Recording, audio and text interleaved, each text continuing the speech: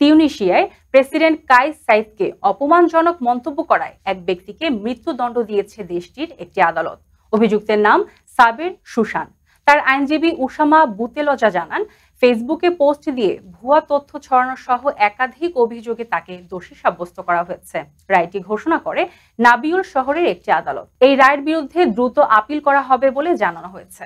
2022 সালে president Saeed decree নামের একটি আইন জারি করেন, যেখানে অনলাইনে ভুয়া তথ্য ছড়ানোকে অপরাধ হিসেবে গণ্য করা হয়। মানবাধিকার সংস্থাগুলোর দাবি, এই আইনটি বাক স্বাধীনতার কণ্ঠরোধ করেছে। ডিক্রি 54 এর আওতায় বহু সমালোচককে ইতিমধ্যেই গ্রেফতার করা হয়েছে। তবে প্রেসিডেন্ট সাইদ বলেছেন, বিচার বিভাগ স্বাধীন ও ব্যক্তিগত স্বাধীনতা অক্ষুণ্ণ রয়েছে।